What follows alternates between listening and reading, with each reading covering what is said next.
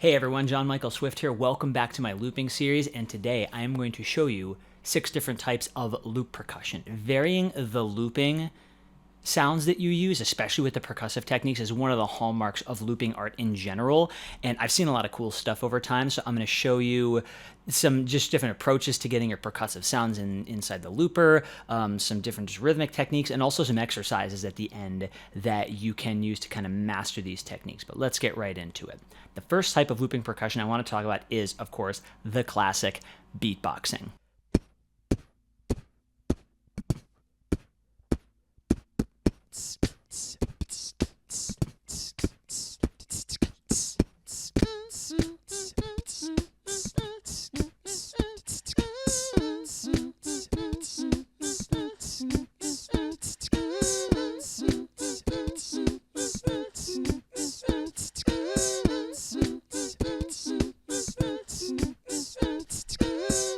So beatboxing is essentially anything you can just do with the sounds coming out of your mouth, which is nearly anything. I mean, you can work as kind of like a solo beatboxer and really develop your technique and bring that into other looping stuff, but that's a whole world in itself. The next technique I want to talk about is called found sounds, which is basically finding sounds in average stuff around your house. Allow me to demonstrate.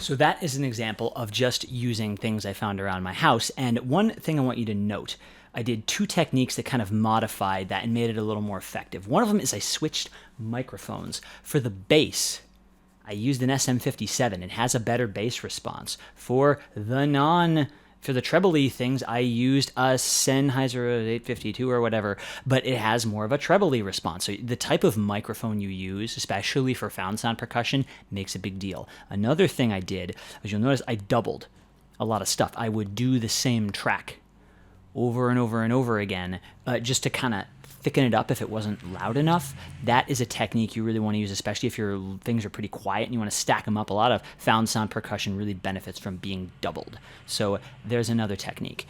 Another technique that's really great to use is percussion on your instrument. Now, you, of course, have to have a microphone that can pick this up. I actually got the pickup change in this. I put an LR Baggs Anthem in this, and I think it's a great choice for loop percussion because it's a dual source pickup.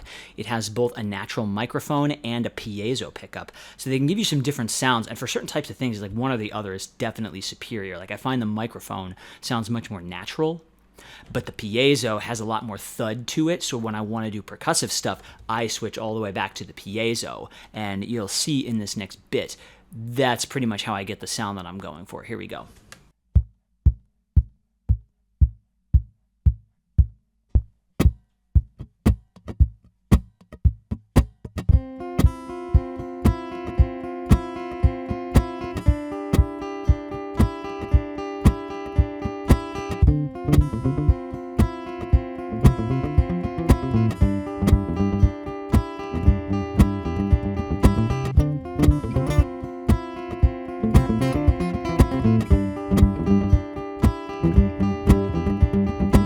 So that's a good example of I built the foundational beat with the guitar. If all I have is an instrument, that's the perfect thing to do. And I've seen, Ed Sheeran pretty much relies on this.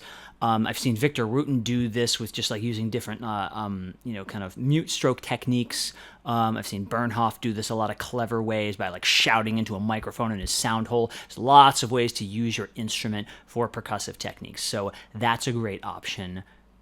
Yet another option that is possible is using the kind of canned electronic loops, and it's not an approach that I personally favor a ton, but there are situations where it's appropriate. I mean, sometimes, especially when you're practicing, it's really nice to have like a backing track or something. And I've also seen performers pretty much do their whole careers on backing tracks and do just fine, especially when you're playing dances. If you are playing dances where it's like a structured dance where they have to hear like a clear beat and it's an electronic venue, like a lot of dancers actually prefer an electronic beat, something that's really repetitive that they can hear really clearly. Like I've seen a lot of dancers get confused when they don't hear something super clear. So I've seen Dub Effects also does this a lot. He's a good example of a looping artist who occasionally he'll throw in like a robot drummer in addition to what he's doing. And it sounds really good with his music. It gives it a different flavor. And it's like people kind of accept. He can do the beatboxing thing. He's got that. But he also does this other thing for another flavor sometimes, like stuff you just can't beatbox really or beatbox convincingly.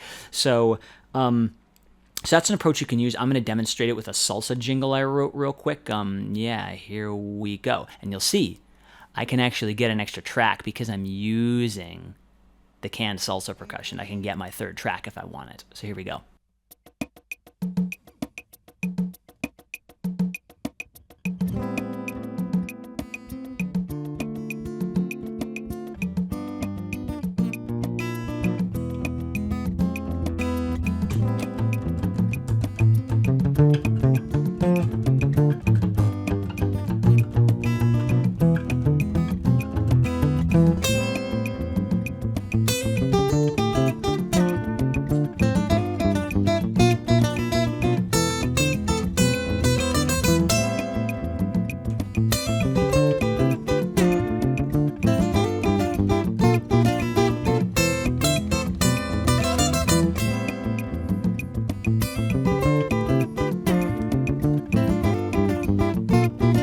So there's a good example of like I had that extra channel on like this particular looper. The RC50's got a whole other thing that does the loop percussion. It can just be sitting there and I can toggle all my other tracks and then I basically get a fourth track by using that. So that can be a real asset.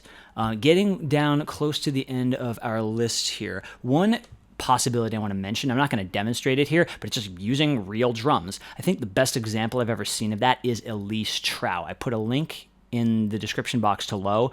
She uses a digital rig, which I'll describe later in the series when I analyze artist looping rigs, but she kind of triggers things with Ableton. And I mean, she just does it, really flawlessly using real drums that are all mic'd up in a studio. So if you want a good example of an artist that uses that, check her out.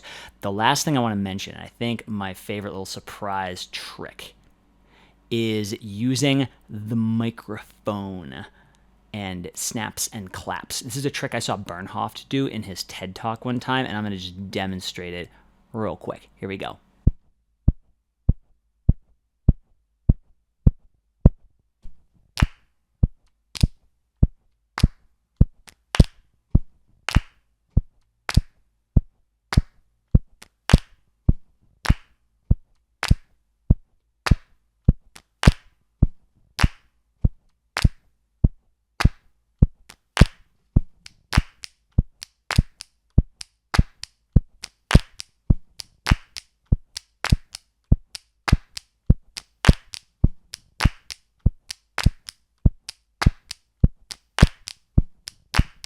So that's also a really great trick if you want some ways to practice these things. My previous video in the series has some really good examples, especially what I call the stack hiding exercise. It's kind of what you do when you double, is to try to really stack the loops on top of each other so they are kind of coherent that way. Yeah, check that video out. Check out the rest of the videos in the series and apply some of the stuff to what you're doing. Talk to you soon in another video. Catch y'all later. Bye-bye.